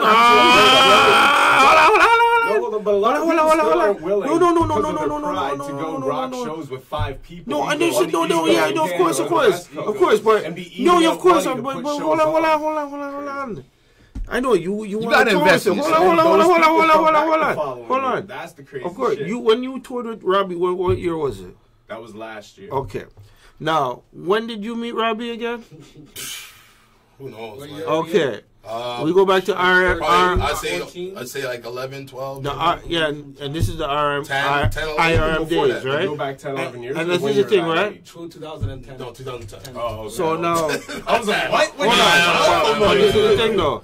How did he and Essence link up? I think it was just through the Guelph scene. Yeah, and he started really in Guelph. Yeah. Right. Yeah. He wasn't doing like what you're doing. We're saying prior to. But this is why I need Essence on the phone right now. I want to link her about it right now. But you call it. But that's your friend. And I'm not like I said. I can't say 100%. It's what I heard. But everyone has a certain set of backing. So you can do that groundwork when you have that backing. The thing is, though, you know what? So it's not about willing; it's about having. You know what it is with Robbie G? What? Yeah, if you don't have, you can't go well. Here's the difference. Jay Don, I can say, grinded his ass off to a certain degree. But again, I don't know how deep his pockets are. So here's the difference between. But I've seen him go. Robbie you know what I'm G. saying? Well, that's why a lot of corny rappers get popular and get opportunities. And I'm not going to point my finger at anyone specifically, but there are corny rappers that have money behind them that get opportunities. That's facts. A lot of other people. But here's the difference between a Robbie G and a Jay Don, and like your urban like our promoter in Toronto, right? Is no like I'm saying. You look at Robbie G, right? Like Guelph is like one small little it's an insular town, thing, right? Like it's a small pond. Yeah, it's a small pond. Right. He's a big fish there, where he's there bringing all these big name artists. He has the money to do it. He has, he got big off of IRM. Like that was how he got his first buzz. Like when we were rolling, me and Stoney and. I know he was doing shit before that, but that's why I said about the link. The link with Essence. That's where he really took off, right? Okay. Because that's when he connected with the Peter Jacksons and connected with these other promoters, and then he himself knew how to promote shows and do shows himself and brand it, and kind of just took off from there. Yeah, right? He just. I'll give him credit. He was a student. He took notes and he just blew up in this small pond. And you remember, corny rappers can get on with just any kind of promotion, really, right? And in Guelph, there's a lot of just guys that were there that just want to get on. They weren't the best, right? But they got on because Robbie was the avenue. Robbie's the only promoter, really, that was consistently doing shows, right? I mean, you had Static and he runs the Guelph scene, I was doing my tour in 2015, and I reached out to 2, maybe 3 venues, and every single one of them told me I had to book it through Robbie. And Robbie G, that's my. Do you know Static? For Robbie. I might think it's a pre-Robbie G, Robbie G. Do you know Static? Do you know Static from Guelph? Static, no. No. So Static was the other promoter in Guelph, the other hip hop link to get out there in Guelph. And him and Robbie had a fallout, and Robbie then was basically the man to go through Guelph, right? But the thing is that he was able to monopolize that because it's Guelph, yeah, right? You're bringing out Sean Paul, you're bringing out all these big artists coming out to Guelph, and you're the main connection. It's kind of like how Peter Jackson was in Durham. Exactly. Just like Peter Jackson in Durham. And then he was able to branch out. Just like J. Don in now Robbie Barry or Beeford or any of these smaller towns. He was able to reach up to his fan base. That core fan base. But see, that's what Robbie's doing though. He's taking over other markets now. Like of course. Right, but he's hitting up those same. But he's hitting up those same markets, right? Those same markets. Solid. Almost what he did in right. That's a smart. But then you look at the best thing to do is to take outside of Toronto. I've been coming out smart. But that's what I'm saying. Like in Canada, that hip hop is turning into. No. When you're from a small place, regardless of the thing, right? You're already there. Yeah, you're it's not like he said, I'm in Toronto, I'm going to go to Guelph and set up shop. Right. He's already there. Right? He's there. Yeah, so you said, but G stands for Guelph. It's not, there's no real choice. But that's what, that's what hip hop in Canada, by far and large, like hip hop doesn't have a lot of major cities. So compared to America, you know what I mean? We don't have a lot of major cities, let alone cities that have a population bigger than 1 million people, right? So let alone, again, like I'm saying, cities that have, a lot of black people. So hip hop by far and large is turning into small town where these guys can go to these small towns and they can set up shop and they can do that based on what they did. Like London, you can get venues in London. If you look at something and the size you get for the money, that's how he built his following. He wasn't going, when I interviewed him second time. No. When they did their first tour, he lost over like 100,000. Don't even matter though. You ain't breaking bank. When they did their first Strange Music tour. Yeah. And that's what they were doing. They're hitting these small markets all around America. They weren't. It's not like they were doing 20 shows in New York, 20 shows in LA. You know what I mean? They were spreading around all these small markets around the states, and building a buzz everywhere, and then doing consistency. They lost over $100,000 on that. You gotta lose money. You gotta lose money. Now look at him. He runs the biggest independent. But always gotta lose money. It's part of it. That's all part of the whole formula. That's business. You gotta win some, lose some. Right? There's no guarantee, right? But that was why Robbie G was able to blow up in that market and then expand to these other smaller markets, right? Because Toronto's the mecca, right? Like we're we're the New York City. We're the New York City of Canada. You know what I mean? And there's so many rappers here. Not only is there so many rappers, so many dope rappers. Yeah. Right? For every Dre bars there's a Jason Pass. There's a Tory Lanez and a Dre. Like everyone is and like have all these other independent artists that are doing the same kind of things. Everybody's doing it in Toronto. Toronto's a harder and there's market. So many talented artists. Like how many artists can you say that there's talent in, say, London or say Guelph? No, London has a lot. Shout out Casper and K-Mac. London has a lot of talent. In comparison, some artists from there. No, some cities. Some cities compared to other cities, like London has the most talent when it comes to like the surrounding areas. Yeah. I think London, man. I think I like Barry too. Like Barry's got some spitters out there. But I think London's like where it's at, man. It's the closest thing to Toronto, man. They want to kind of come up here too. No, but Hamilton got spitters, but they all come. But how many people are doing the business? No, that's the thing. All of them come to Toronto. A lot of people won't give them a chance out here either. They're buying tickets. It's hard to pop in Toronto, even with Ovi. At the end of the day, he built his base in Barrie, right? He tried, and he did do his thing here. But it was harder for him to do his thing here. Yeah. As opposed to being from here and doing something from here. Yeah. No, he doesn't really do anything. Now, here's the thing now. Here's the problem with, again, going back to the pay-to-play thing. Where now you have these artists out there in these, cities where you can, you can monopolize it where you're like, hey, pay me this amount of money and you get to open up for whatever, right? Jadakiss, whatever, right? If you're that artist, sure, you're gonna do that. Yeah. And like I've heard from so many people. Well, I know for a fact, like where artists have to like pay up front for this guy, Robbie G. Yeah. Like he has to pay up front, or they have to pay him if they don't sell the tickets, right? Yeah. Or he won't put you on, or some shit like that, right? I've heard several stories about that. But this is the problem where it's like now that's where it's harming the culture and harming the whole thing. Yeah. Where it's like you're taking what you essentially was a student and observing and looking, you took that and now you're just making it about business. Yeah. And that's what ruins the culture of the whole thing. Yeah. Right? Whereas he does and what Peter Jackson do any different? I think really just took the same format and ran with it, did he not? Well, Peter Jackson, for me, I'm going off personal experience. Yeah. Peter Jackson's never fucked me up. See, because I can say from personal experience with Robbie, there's been times where I've undersold shows for less than half the tickets, and he still put me on. Yeah. You know what I mean? So I've never, like, these... You never had to pay out, or... Yeah, but you never had to pay out. Look, well, I got to a point over years where I'm, like, out of respect, because I understand pay-to-pay culture. Thank you. I'm going to get over my ego, and I'm going to just pay out. You know what I mean? Any tickets I take, I just pay out. Well, that's you. Well, that's how you do it. I mean, well, no, because it's a respect thing. No. I hear what you're saying. I understand the format you run now. Okay, I put my pride aside, and I'm like, you know, you just want to cover it so you don't have to stress yourself. Look, to each his own. And I just don't want to. That's an agreement I take. Yeah, and to each his own. Yeah. It is what it is, right? But again, that shouldn't be necessarily implied for everybody. You know what I mean? Like in terms of like I understand the business of it, and you know. You gotta respect it as you know, but at the same time you gotta respect an artist. Where if you feel like you should be paid for a show or should be paid for doing what you're doing, right?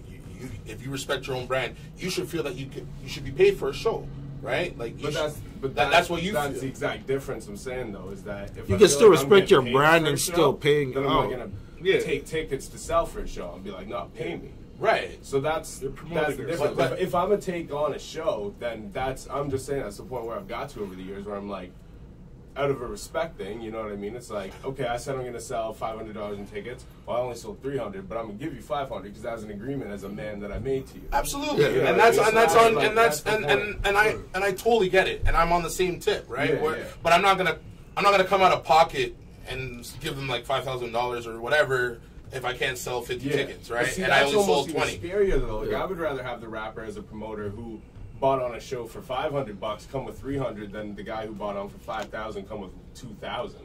Because that's a lot bigger loss. No, for sure. So it's a lot more of a headache. So I can understand where like a promoter on that side of sense. But it ruins. In my opinion, though, I think it ruins the whole.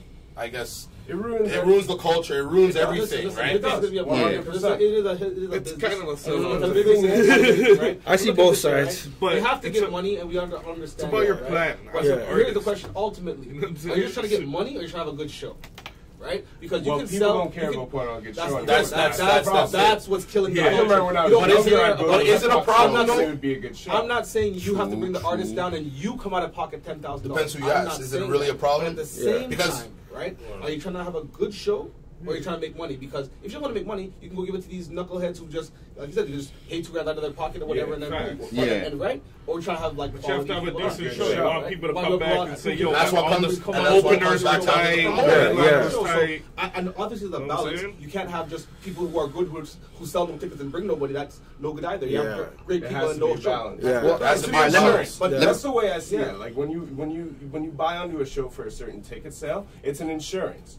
That's exactly what it is. They're giving you, you can have the slot, but I need an insurance on it. I need to make sure you can cover this. Anything you ever notice, most of the time it's over a certain amount of tickets. You get to keep more of the ticket money out there. Like, they want to insure themselves. They're like, if you can push this, cool, make the extra money. It's like, why should I put you on? But, well, even though you're dope, why should I put you on? Relationship, I can understand the difference. No doubt, If it's a personal relationship, if my man's shafting me, I'm going to be pissed. There's no handouts, right? There's no handouts and shit, right? No one's out here. Look, I can be on that prima donna shit, right? Like I put in the work, I put in the years, but I'm humble to knowing what's what, right? And knowing that you got to respect the culture, you got to respect the peoples that are there in it, whether you like them or not. I got a question for all of y'all, since you guys been in the scene much longer than me, right? Like back in the days, I mean, at our level, I'm not talking about you got mad money to fork out. Was there a pay to play? No, there's always been pay. I mean, like, but it wasn't as. What year you looking at? What year you looking at? Let's say originally speaking, when the hip hop scene still started popping, like. What do you mean? Like on an independent level? Yeah, like I don't know, 98 up. Always been, man. I can't say it. It's business. A lot of times, like Taylor Swift goes on tour. Camila Cabello's opening for her. Yeah. I'm guaranteed there's money behind the scenes that's making that happen. Taylor Swift's not just like, I like your music. Open for me on tour. It's business. Yeah. You know what I mean? And that trickles down to us too. It's just us in underground scenes where maybe the scene and we understand the pulse and the people and what the people want. Right. We look at it a certain way and be like, nah, that ain't cool. But in all reality, you know, if you want to make it to where you want to make it in this game, you're gonna be doing the same shit to get on tours with fucking Jay-Z and shit, unless you're signed to them and they're putting you on. Like when I really you would get paid for that. Yeah, it depends on the situation. Yeah, back then I'll put it like this, right? I wouldn't deny. I won't deny. But if you're gonna play for an ACC, you're gonna get paid for that. Yeah, I'm gonna put it like this. But I hear you about really deposit. Yeah, okay. I'm so sorry. But at the end of the day, though, I don't know what it would be, but okay. But I'm figuring invest. But at the end of the day, though, at the end of the day, like, bottom line, it all boils down to is like we are in the business of selling art. You know what I'm saying? And we have to make it an art to sell our business. Yeah. You understand what I'm saying? It's a yin and a yang. So regardless of whatever happened, like, you know what I'm saying? It's a business. Got to keep it moving forward. We got to figure out ways to restructure it. And people who are watching this, not everybody needs to be a rapper. We need more businessmen in this industry. We don't have enough fucking businessmen in this industry. We don't have enough people, like I said, knowing your fucking worth. Create your fucking worth. Yeah. That's what we got to do right now. That's we got to create you our see that fucking shit worth. when Jay was talking about not getting signed? Right. And he went to every label and everyone said he was garbage. Fuck it. Look at Create Jay your now. own fucking worth. But that's it. Look at Jay after you know what I'm that. saying? That's it. I want to try something. I want to try something else. You know what I'm saying? I want to try It's not that something. easy, boy. You gotta do it. I want to try something a little bit new. You know what I'm saying? Like, you know, because we talked about that for a minute. So I just want to try something new. Like yesterday, I saw something online. You know what I'm saying? This dude. Let me put this up here on the screen. This dude here. Yeah. This guy here. You know what I'm saying? I saw that. We're gonna call this the Let's call this the Facebook fuck of the week. We'll call that the Facebook fuck of the week. So let's give it up for the Facebook fuck of the week. And this guy's named Kenny Sarah or whatever. So this kind of ties into, in my opinion, where hip hop is going in this country. And in my opinion, hip hop has the ability to really like bring people together. You know what I'm saying? But one thing I don't like, and one of the reasons why I approached Maloney to start the show is because I noticed a lot of guys who are really into some of this alt-right type shit. You know what I'm saying? And this dude was kind of going on, you know, some of these rants or whatever. But he reps effing. Yeah. But he reps effing, and he's repping SDK, you know? I didn't like that, you know what I mean? So I tagged Merc, I tagged SDK, I tagged Snack, I tagged them in the post. Let me see if I check your boy. If I had that, you know, like hey man, you got people out here repping your shit wrong, you know what I mean? And yo, lo and behold, man, I was surprised. My dude Merc, he got back to us, you know what I'm saying? So I respect Merculus for that. Second response from Merc. Yeah, man. Second response. So Wasn't so positive. Hey, it was. So when Merc got back, you know what I mean? Sound He didn't like what dude was posting. He didn't like, you know what I'm saying, what dude had to say, anything like that. He wasn't feeling that. And he said that dude kind of blocked him and whatnot, which is really fucked up. But, you know, that's our Facebook, you know, our Facebook fuck of the week, you know? And he's kind of a dick for that. And, I'll send you in a few of those. No, I said I got a few of those. Yeah. You can either pay to play or you can pay for plays. There you go. That's hip-hop. I mean, at the end of the day, man, they business. say. I mean, to be honest with you, I read a quote that when you make a track, anyways, it usually takes about $50,000 to get that shit bumping. Yeah. You know, and that's not even marketing money. That's marketing money. That's mixtape money. And even if you spend that money, you might not even make it back. There's no fucking guarantee. Right? Yo, sorry, I wanted to just touch on your question. Yeah. About was there a pay to play? For our level. For our level, yes. I'm not talking about like yes, yo, there was. Like we're talking about. So we've been talking about big name artists. You know, this whole pay to pay thing. There's also at our level where promoters were charging artists to just get on and perform. Like sell tickets for just their like independent show. No, like there was no like. No, I mean for a big show, like a headline. Major I'm talking about the local show. No, but okay, I got you. They're still doing that shit. Yeah. But I'm saying like a major head back in the day to get on a major headliner. But it depends, right? Can you I can't like, confirm for anything. A slight budget? Not possibly for anything under $1,000. Yeah, possibly you can, but I'm not sure how. I'll tell you what. I don't know. It wasn't as regular. I'll tell you what. Some shows that I wasn't involved with promoting wise just went to, right? Yeah. They would hardly have any open acts. Yeah, like Ramos. Where Ramos used to do shows. One of the first ones I remember. Or you'd have to invest the actual show. Or exactly. I remember Hustle Man. They opened for Nas, right? No, Mobb Deep. Sorry, not Deep. But they paid. It was their show. They brought him down. They were the promotion group that brought him down, right? Nas, like you said, there were the openers. There's no openers for these guys. You come there, you're there, you buying drinks, you're waiting. Yeah. You run the tunes, and then he comes on like 11, 10 o'clock, guy. Like when Ramos used to do shows, certain artists that were popping were on those shows.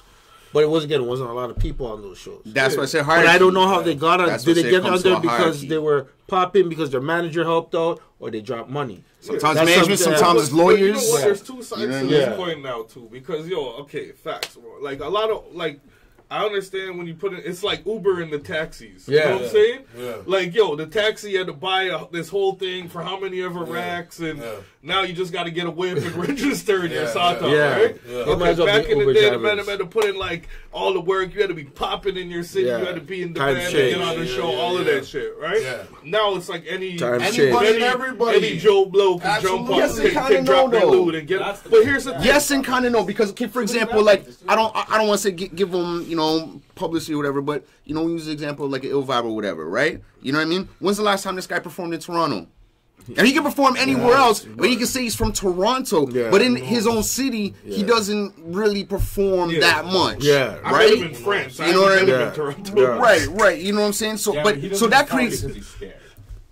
That creates a problem though. If you can't perform in your own city, you go all around the world and you're scared of. Right. Yeah, if you can't perform in your own home. So you gotta. That's a problem. A lot of people. You know what I mean? It's a balance, man. It's a balance. You gotta be able to. You gotta be able to hold it down for the block, and you gotta be able to do it worldwide. And you know what I'm saying. But nowadays as well, you gotta pop off on fucking YouTube. I mean, you gotta understand too. When we were younger, there was a lot more labels and more distributors. Yeah. Now, these labels have amalgamated so that there's only, like 3 majors? Now, there's only 3 fucking major labels. And you know what I mean? And exactly, you know what I'm saying? So now, if there's this few labels, you're not getting signed.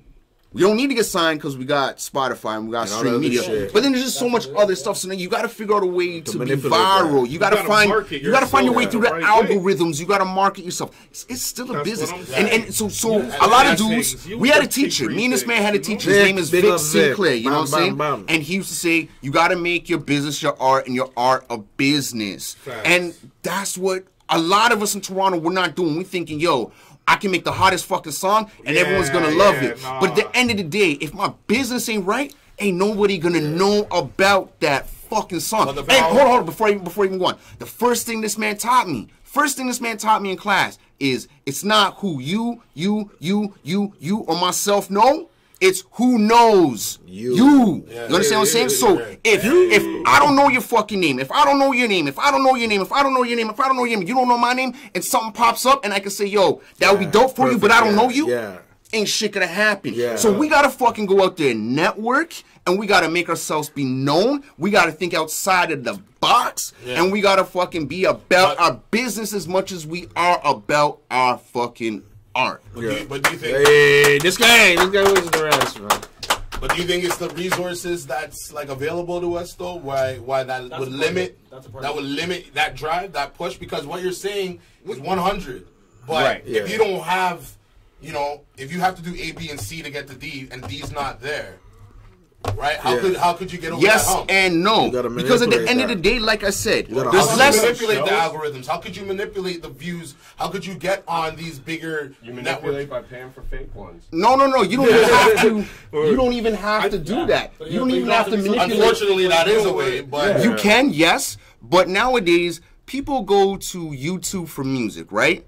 So you got to know, for example, what channels to kind of subscribe to. You got to watch some videos. Same thing with Instagram. It's about hashtags, about what you're tagging. You got to spend that time. It's spending that time and knowing your product and knowing that product demographic. You understand what I'm saying? Someone doesn't just say, I'm going to make a fucking hat company and put out a hat and it sells. They said, let me study who it's going to sell to, who my market is, what material I need, how much it's going to cost, how I get it produced. So this is what a lot of us aren't doing.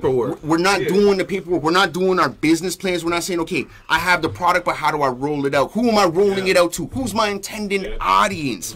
You know what I'm saying? So even with some of these shows, when some of these promoters are bringing some of these guys and thinking, okay, it's a name, but is that name even hot anymore? Because that name might have been hot 15 years ago, but it doesn't mean that that name is going to be hot today. And that's a problem that I run into with some of my DJ partners when we're playing parties and they want to spin stuff from like 15, 20 years ago. And I'm looking at the audience, I'm like, guys, these guys are in their early 20s. They don't want to hear Puffy. They don't want to hear Biggie. They don't want to hear Pac because those guys because music was made before they were even born. They're not understanding the demographic or our market that we're intending to make money off of at that time. You know what I'm saying? So our business is all fucked up. Trying to hit that demographic. No, but just in general, no matter what, you got to know how to market. Right. You know what I'm saying? Like, I'm going to play a St. Patrick's Day party on Saturday at a bar, and I got to know, do they want alternative music or do they want hip-hop music? Because if I fuck up and I go there intending to play hip-hop music, but they want that rock, I'm going to fuck the whole night up. You know what I'm saying? So a lot of it is, man, we're not doing our due diligence. We're not doing our homework. We're not.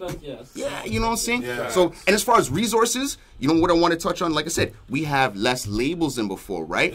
But we have YouTube. We have Spotify. There's more music available for free after this podcast goes live than there was before. Not all of it's going to be a gem, but with hip hop, it was always about digging for our fucking gems. Instead of this shit handed to us for free that we sit around complaining about every motherfucking day, right? You gotta dig for those gems. You gotta dig through the fucking crates. You gotta dig for those fucking records, right? So, you know what I'm saying? Like, it's a beautiful thing. It's a beautiful art. There's always shit with diamonds. There's always shit with the bullshit. You know what I mean? Like, and that's where it's like, on one of the posts that I posted today, somebody commented on more or less the same subject where you were saying that, you know, a lot of these, he's talking about Almeida, he's bringing down guys like Tech 9 and bringing down guys like Onyx and like, it's like the same kind of acts, right, that are only attracting these audiences, right? If you like that's what sells, this white audience, it's what sells, right? Yeah, obviously. And that's where, you know, he's hesitant to bring down, you know, say a Cormega or a Cassidy, because it's like, but he's that's the thing where, like, our problem is, that's where the problem is, where, you know, our business isn't on point. But is he in touch with that audience? Right. If you look at his circle, you don't know what to market to them. Well, another problem is, too, they pimp some of these artists out. Like, an artist makes a show agreement, and then they, like, book them in, like, 7 cities around Ontario. So then, like, me growing up in Brantford, if, like, Naughty by Nature was coming, they came to Toronto.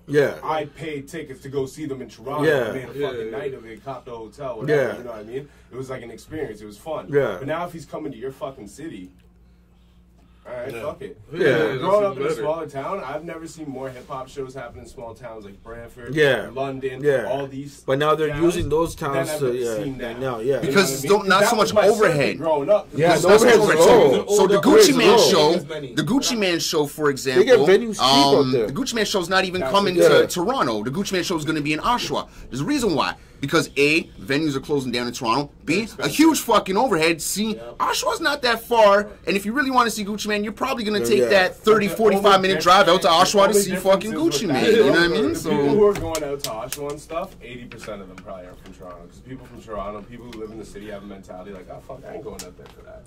You'll get people from Durham in there. You know why? Because it's a university town. I guarantee you. Also, I'm not even gonna lie to you. I'm not gonna lie to you right now. If you got money, listen. If you got money, Scarborough had the kitchen. Remember when they had? No. But check this out. If you got money, Oshawa is the town to invest your money. The reason why Peter Jackson can do what he's doing right now. Hold on. I was saying the reason why Peter Jackson can bring in a lot of these artists and do what he's doing right now is because, like, either through luck or just ingenious, he knew, like, Oshawa is going to become a hub. My boy lives right across the street from the University of Oshawa that, like, just been built up or whatever. So that town, it's just getting people, whether it's from Toronto or all over the country, coming in, you know what I'm saying, to go to school, and they're all young. Now all these bars, all these pubs popping up, the university nights. So you start bringing artists out there, you're going to make more money off there than you are in downtown Toronto. You got the audience. Exactly. Because you got Ajax, you got Whitby, you got Bowmanville, you got Curtis, you got Port Perry. You got all those places. Oshawa's the money town right now, man. You don't remember that shit? Like, the wrestling tour? Now I make it racial. Thunder Bay and fucking all that. What do you mean? But Oshawa's not, it's not all white right now. Oshawa's because it's university town. It's definitely changing. Oshawa's about who got that show. Who's that shows? And I don't care what artist you name. Oh, absolutely. It's 75, 80%. But this is the thing, right? Here's the reason why. Because white folk will go for the party. They don't need to know who the artist is or like his music per se. unless like 150. There's something going on in my town. I might as well check it out. Right. Because ain't shit going on here anyways. Black folk, for the most part, urban folk, we're like, yo, who is it? I don't like him, so fuck this guy. Right? Yeah. So is that a cultural thing? Yeah, there's a but the thing is, won't go just for the party of it. Yeah, but that's the thing, right? Who's the artist? Oh, if I don't know him, I don't like him, I'm not going. But the promoter who's in touch with the so-called black community that's bringing that person knows that they're going to be able to sell that event. Yeah. Right? That's the difference. To that market. I don't think it's a cultural thing. Because look at the soca scene. Yeah. Look at the reggae scene. They can sell out huge shows. Yeah. It's easier. But it's the promoters, right? That is who you're trying to knowing their market. Yeah. Like 75%. No, it also Knowing your depends on, market. again, no, listen what I'm saying. It comes down to the promoter and their touch on their pulse on so-called communities. Right. Most of the promoters that have events with mostly white audience don't really deal with the black audience at all. They barely deal with the black community. In the city don't. And it's not a disrespect. It's just what I've seen. Yeah. No, I'm not saying Peter Jackson doesn't, but again, you know what I mean. You guys, you know better. Yeah. I'm not gonna. We It's also not have to about understand Peter Jackson. It's just about in general. Yeah. Right. Also have to understand something too about He's hip-hop. not gonna bring down Erica Badu. We also have to understand something You know about what I'm hip-hop. saying? He's not going to bring down certain. But that's not his. That's not his market, right? You know But what I'm saying is, like I said, who he's already targeting. If you're in Oshawa and Durham, majority of people are white. Yeah, exactly. Right? Majority of people in Canada are white. Yeah. At the end of the day. Yeah, that's for sure. Right? But there was a time in Toronto when most of the audience that used to come to these shows weren't white. It's just that things have changed over time. And there's only certain avenues or certain venues that are available. Like what you were saying, like they're closing down everything. Timeless is closing down, and that's probably the only black-owned venue I know in this city that I could think of. That only black-owned bar. But what I also want to say though is, you know what I mean, like a lot of artists who could benefit from performing with some of these biggest artists aren't getting the chance because hip-hop right now is in such a big money era. You know, someone like French Montana is going to go to Rebel, you know what I mean? And he's going to sell it out. They're not going to put a local dude to open up for him. Sometimes, honestly, right. Bro. Sometimes, so you know what I'm saying? It's not even that, Even if he's not there, hold on. Anyways. I had a set of people that were going to bring Nas in 2012. And they were specifically told, no local acts. Yeah. So it has nothing. They're like no local acts. There's certain artists that will have like in their rider. Yeah. Not even that. Even the clubs. Yeah, the clubs. It's not the rappers. One that was disappointing actually was even when Prime came down. I'm pretty sure there's no local openers. Who did that show though? DJ spinning up until fucking. Who did the show? Came out. Who's the promoter? I don't remember. It was at what was that spot like Queen and Bathurst or a tattoo parlor? Okay, it really depends who the promoter was. Was it rap season? That was right when Tattoo was closing down, though. They were trying to bring down Yella, and they're trying to bring down Prime. So they were kind of going through different management. But that was who's the promoter, man. It was Inc. Yeah, probably. If it's Inc, most likely. Inc's not putting no local people on any of their fucking shows. Like, because again, they're a corporation. They're not a local person. It's a corporation. Don't expect any local people on any of those shows, right? Yeah. And you always got to look at the hierarchy. I know Royce will have logo. Well, even last time he came, he did mod. But again, that's it goes with the attitudes. It goes with the attitudes of your market, right? Yeah. Like, if you put on a French Montana, you know, as a promoter, you don't need to put on openers. Yeah, right? but if if those the people that are there, they don't want. But if they give, but promoters who don't give local artists a chance at a show like that are more to blame for why the culture sucks. Yes right or no? Than a pay-to-play promoter. But put it like this.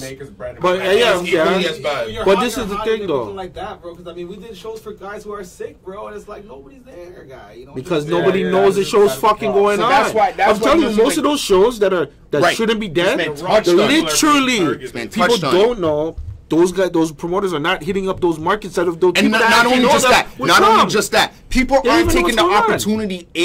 And I've seen a few artists do this, and these ones are the ones who usually be a little bit more successful. A merchandising table. When I had merchandising at shows where I had like posters or t-shirts or anything, I was a little bit more successful at those shows, stickers, whatever. And B, people are not actually like recording their shows and actually documenting this stuff. There's no documentation of the last 5 to 10 years in our city where it was like, okay, look, like this was logged almost like a fucking journal. Facebook, but in a weird way, you know what I'm saying? So actual professional documentation. If you got to shell out $250 to hire a photographer, videographer for that night. Fucking do it. That Tech Night show would have been the show to do. You know what I'm saying? But we got to start doing this and figuring out whether it's Brown Guy or anybody. Hey, man, we got to start making dope videos, collages and shit. We got to, like, whether we fake it or not and make the show look like it was fucking dope. So, Solo, he's falling around Snack and he's, you know, doing whatnot.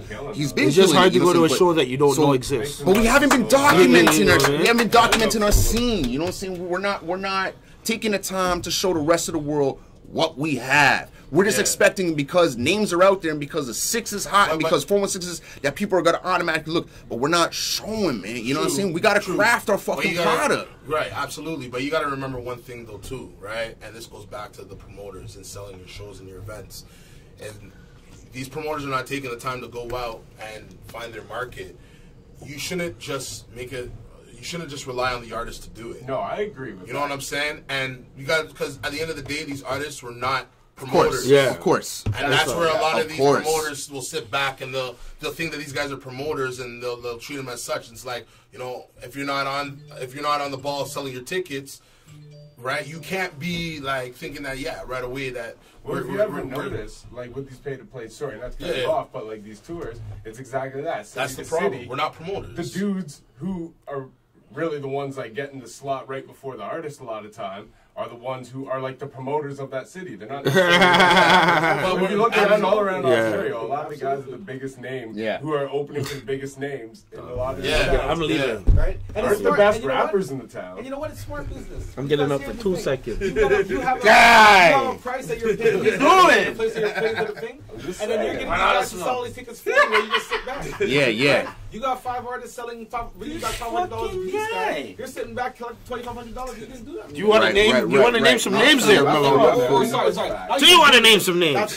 Yeah. You go to the show and you put up flyers, but they know who they are. Tickets, what I'm saying, right? You gotta sell tickets, you didn't sell those tickets, right? So it's like, it's like in that respect, the portion of your work done for you, right? No, I feel you. That's what's all right, but yo, it's good business. It's good. It's a good offense. Well, then they're exposing their own guilt. But let's check this out, though, man. We've been going for 90 minutes. We've been going strong. Let's we definitely got to do a part 2 of this.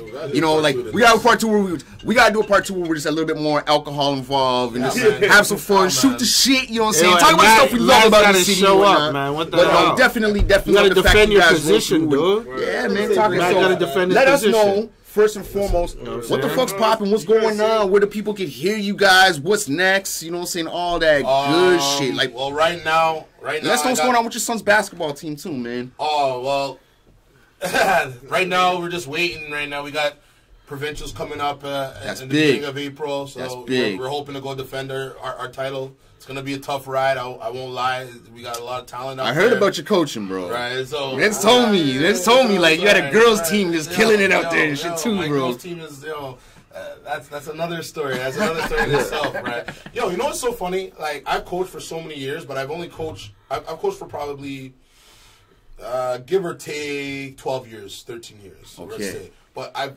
only coached girls basketball for maybe 5 years, give or take. I love coaching girls basketball more than coaching boys basketball. Woo! And because girls actually listen. Yeah. And they actually, you know, I like that. It was Independent Women's Day the other day. Yeah, it was.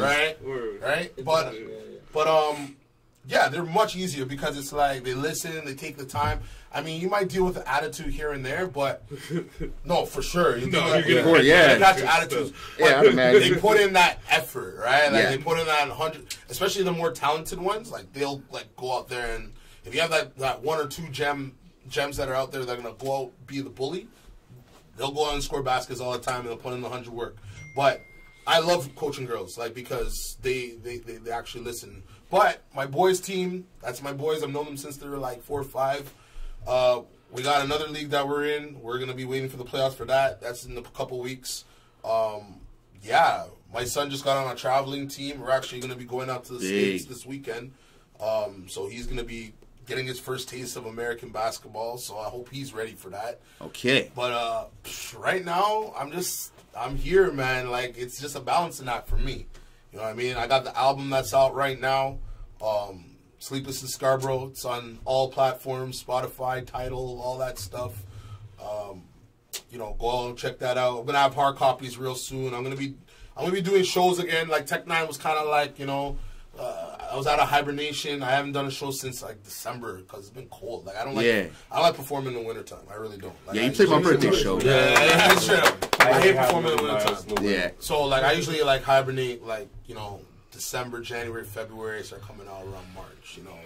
So, you know, I got that. So it's like if we bring you out of hibernation, you better put me out. Yeah. I'm chilling in the crib right now. Like, kind of warm. Like, yo, this is the first time, that's this guy. This is the first time we did a pay-to-play in a long time. And it's like, I took on the tech and it's like, you know, when I took it on, it was like one of those ones like, should I have done that? Like, fuck. I'm looking outside thinking like, yo, is it getting warmer outside? Like, yo, it's cold. Yo, this winter is cold, my niggas. Like, I'm sorry, man. This shit's cold. No doubt, it's a cold winter. And anybody watching, man, check out my man's video, man. 80's favorite babies, myself, Specs, and PVT. We shot a video for this man not too long ago.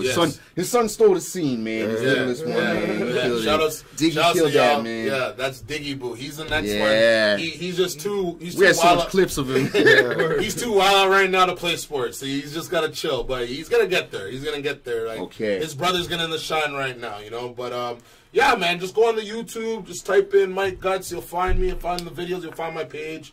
I'm all over, man. I got that album. I got another album that I have in the works right now. I actually have a few albums on the works right now. It's just, the thing is that I'm so busy with my ball team, so busy with the other stuff happening in my life that sometimes the music gets lost, right? Yeah.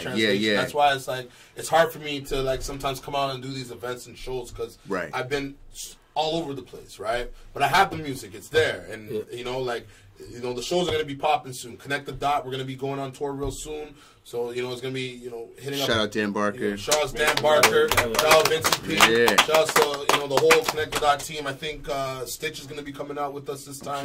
He won the last Connect the Dot.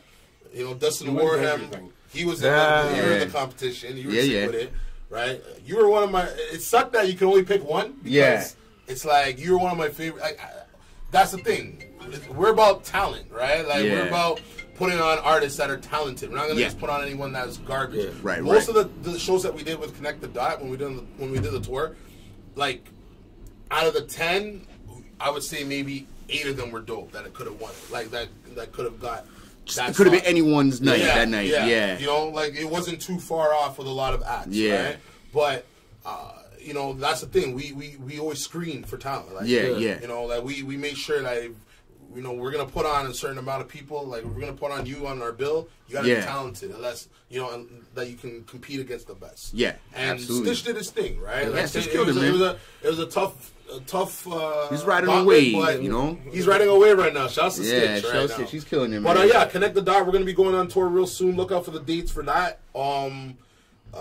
Shit, this guy, I know he's got a tape that he's got popping. Yeah, Specs, what's popping, man? What you got dropping, man? Look out end of summer, man. Trust me, I'm taking the summer off. My side, not my side hustle, but my little endeavor here. You got a track with like Specs, Dre, fucking Specs, other Specs one, Specs one, like. Oh, so wait, I forgot about that shit. We need to do that. Yeah, we need like Specs for Specs for Specs for Specs, man. Call it respect. You know what I'm saying? I'm the real Specs. Yeah. You can call it Specs Squared, guy. But anyway, I got the name already, right? But I'm saying I'm not. End of summer, you can look out for a new album. You know what I'm saying? Okay, that's what's up. Looking forward. I got some tracks for you, bro. See. Yo, producers, I'm still collecting beats. There you go. Hit this man up. Spectac@gmail.com, you know what I'm saying? Plug that. On Facebook, guy. Hit me up. You know what I'm trying to say? We can talk business too. Plug but that. You're gonna be hot, guy, right? There you go. He's worth $250,000. There you go. Chief, when you got your new video dropping, bro? Yo, you know what? I got my new Sky Arabian Nights video dropping next month. I know everybody's been waiting for a little minute, but it's gonna drop next month. Okay. This the only man I know book a show in a boxing ring. Hell Oh, joke was ain't no fucking AC in that boxing ring. It was so hot. Turn it up, drink it. Oh my God, couldn't. Before, but that's but you killed it. It was dope though, man. It was dope. We had fun that night, man. Up in Scarborough at Scarbarian Boxing. Yo, shout out Scarbarian Boxing. We had fun that night, man. I turned the ring into the stage. Yeah. We had a lot of fun that night. This was on September. What was it? Oh, early September, man. Like September, like 9th or something, man. Like it was like August. No, because it was a few days before, a week before I went to Cuba. Yeah, I must have been. It was September, man. Because September 2nd. No, it was probably the 1st. Yeah, it was around that time. It was real soon before I went to Cuba, because the 2nd was something else, and then the 3rd was T-Dot Fest. Okay, there we go. All right. Right, but also I'm about to hit up fucking New York. Yeah. On April 5th for Royal Flush. The governor of Queens, Royal Flush.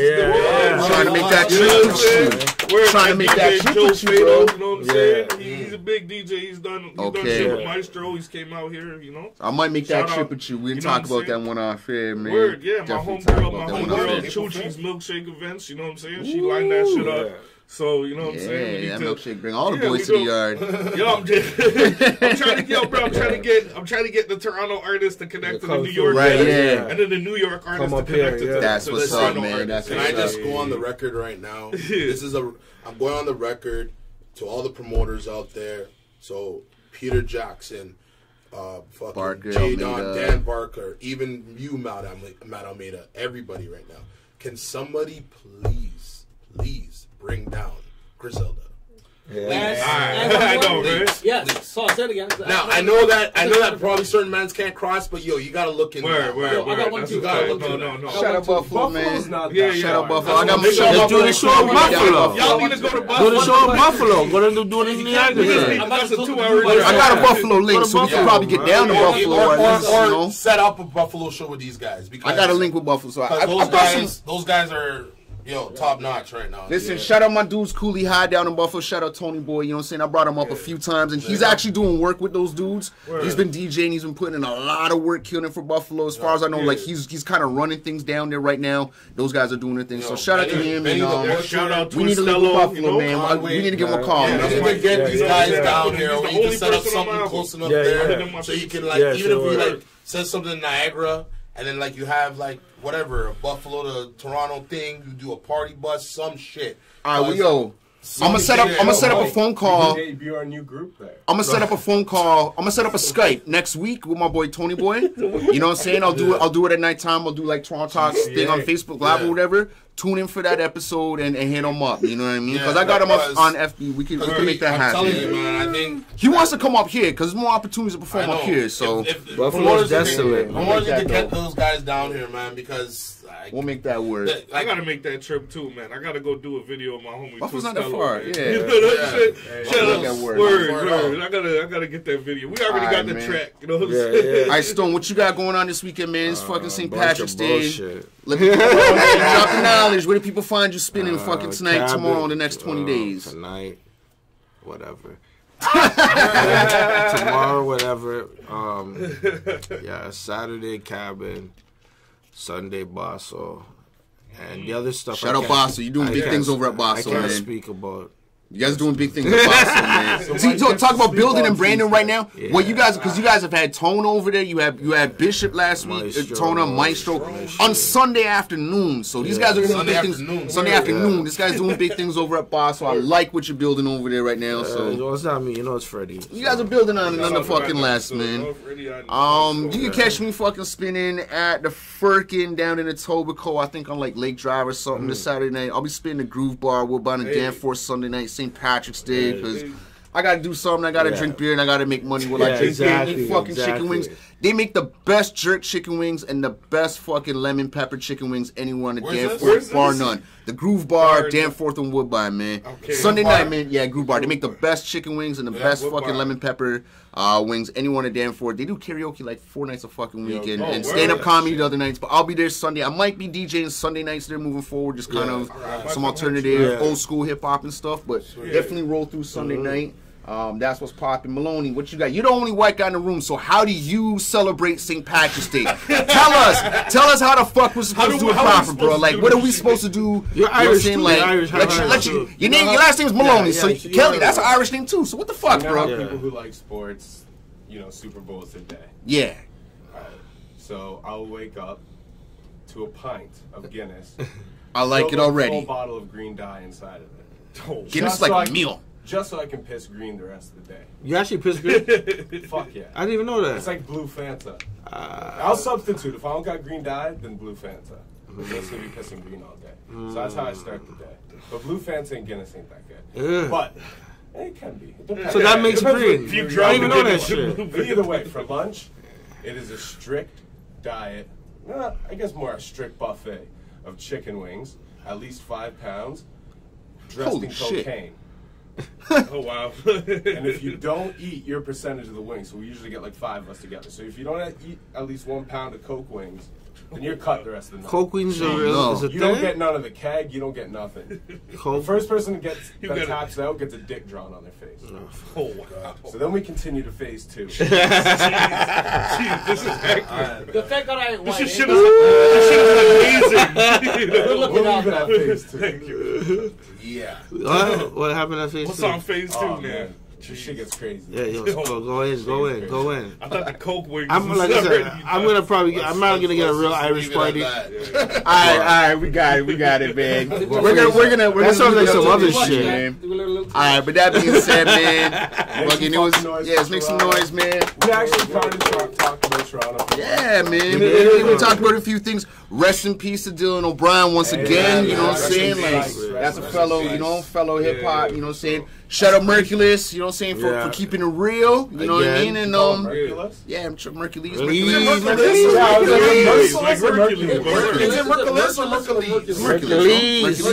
Merculus, alright, like Hercules, whatever, man. I don't give a fuck, you know what I'm saying? Like sometimes I'll say shit a little weird and just how it goes. Yeah, exactly. But shout him out nonetheless. Keeping it fucking real with us. And yeah, man. Shout out y'all for coming through, man. It was a blast. Gotta get y'all to come through again, you know what I'm saying? Next time y'all come through, like, next time y'all come through, we're gonna get proper blunted, you know what I mean? Like, we're gonna open the windows, we're just gonna smoke, and we'll put, like, a referee in the corner. Exactly. So Matt came. We'll get Matt over here. You guys can box it out. 3 rounds, the headgear for charity. You know what I'm saying? We might actually set that up at the Rock Pile. We can do that. We can do that, man. Nah. But nah, you have some valid points, you know what I'm saying? Listen, look, it's not even like, yo, I'm not even trying to go here and say, yo, I'm dissing or any of that. Nah, it's not even trying to, like, I'm trying to spread the love, bro. It's 2019. That's what it is. That's what it is. We gotta spread love, man. That's what it is. Bullshit, like we said. Too many people are dropping. Too many people. Bodies are dropping. We're alive. You know, we're alive. Yeah. Enjoy the day. Right? I was happy. I was appreciative that I got on that stage and I did my thing. That's what's up. I walked on the stage and I saw that shit. I was like, whoa. You know, this is a fucking nice step. All I'm saying is the point. What I've been trying to say is that, yo, respect my shit, respect my craft, right? And as artists, we need to make sure that we are respecting ourselves to the fullest, right? Absolutely. Don't let a promoter talk down to you or think that you have to, sell a certain amount to perform or push your brand. Like, you got to know your worth. You got to know, what it is. And people need to support these artists, man. Instead of going out and buying tickets online, go to the artists themselves, man. That's a big thing. You know what I'm saying? Like, find an artist. For me, when I'm on a show, or if I'm not on a show and I see, like, my brethren are on a show, and I plan on going to that, I'm going to hit them up and say, yo, save a ticket for me. I'm coming to your show. That's what's up. I'll pay the full price, right? Yeah. You know what I'm saying? Like, so you can eat, right? But I'm going to the artists, and that's what people need to do. Like forget all these online sites and Ticketmaster and all that. You can't become a legend without people backing you. You know what I mean? Like, support these artists, man. Absolutely, that are out there, man. Like, know if, like, pay attention to what's going on, right? And yeah, that's generally what I'm trying to say. That was a perfect opportunity to say, put some respect on our motherfucking name. That's what's up, man. That's not sleep. I'm a deep Before we sleeper. get out, also support your local escorts as well, man. Yeah. All right, man. On that note, it's getting a little harder. On that note, man, let's get the fuck out of here. Toronto Talks is always a blast. We done. We love it. We'll be back next week. Shout out to Mike Gus. Shout out to number 1 Chief Rocker. Number 1 Chief Rocker. The 1 Chief Rocker. We out of this motherfucker. Talking about Drake. You had to fucking ruin it. We out. This guy had to ruin it. We done, man. Fuck this shit.